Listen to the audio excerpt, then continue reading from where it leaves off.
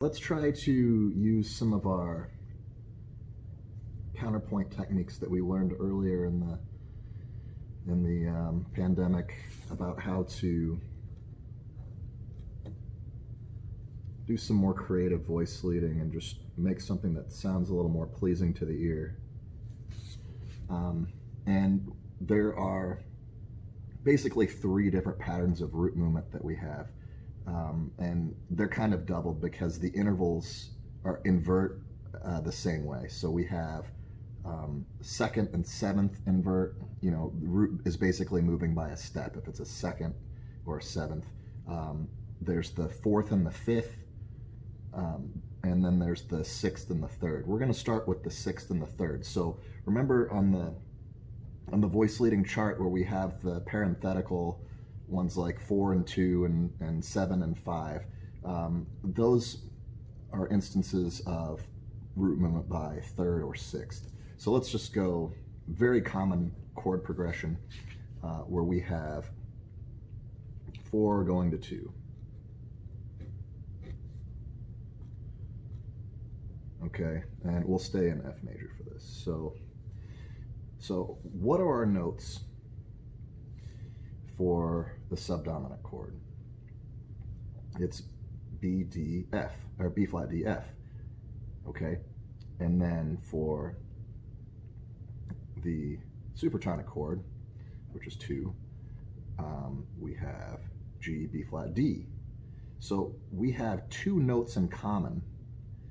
So we have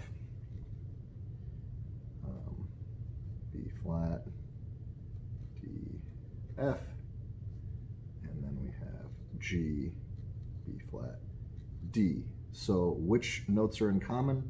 The Ds are in common, and the B flats are in common. And then these notes are different. So depending on our structure, we might be able to keep some of these common tones and create some oblique motion. So if we just have a root position B flat major chord, B flat, D, F, and we try to keep the B flat and we try to keep the D, and we just move this up. We move the F up to a G like this. Then we keep both common tones and we go from a root position to a first inversion chord. So we end up with a lot of oblique motion here, and we have some conservation of movement to where only one voice is moving at a time. And this is good voice leading. This is kind of what we want. So another example of this would be from 7 diminished going to 5. Now our leading tone diminished chord, it's the only root position chord that we have with an inherent dissonance. So between the root and the 5th, we have the interval of a tritone. So we rarely ever will see this in root position in the literature. Most of the time we're going to see this in first inversion. Okay, so we're going to not have the E in the lowest voice. Instead, we're going to have the G, and we'll go ahead and use this low G here, D, and then, so we have a first inversion chord. So again, we have E, G, B flat here, E to B flat as a tritone. Now, we're gonna go to a dominant chord here.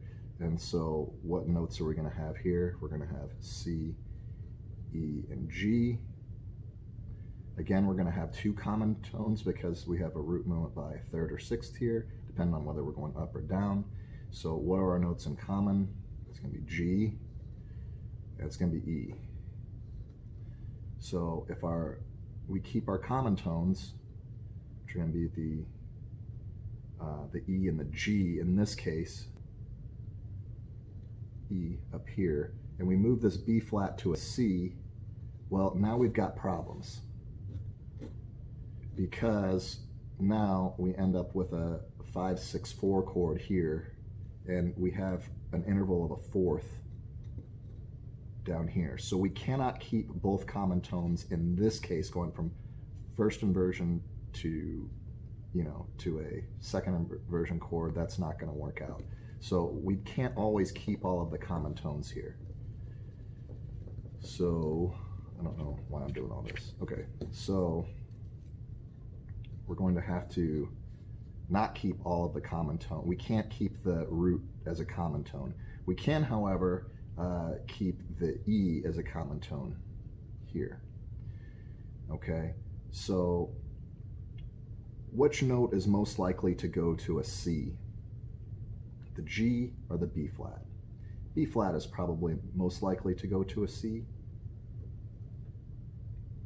And so we're missing a note. We're still missing a G here, but we might not want to have, we might not want to have the G here in the bass. We might need to leap up here for the G. Okay, we might not be able to keep this common tone either if we want a complete chord. The other option is that we just double the root and we use a different sort of doubling, root, root, third. We do have a leap here and then a step here, so it might not be the best motion, but what's the alternative? The alternative is leaping up here to G, and then we have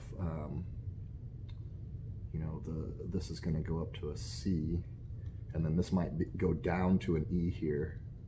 So here we have some contrary motion, which might be superior to the oblique motion, and then we have similar motion here, which is probably better than parallel motion, and it also spaces us out a little bit to give us more room to work with coming in, assuming that we have a chord coming up, and we have to have a chord coming up because it's the dominant, so this has to resolve eventually anyway. So there's a couple of different options that we can do.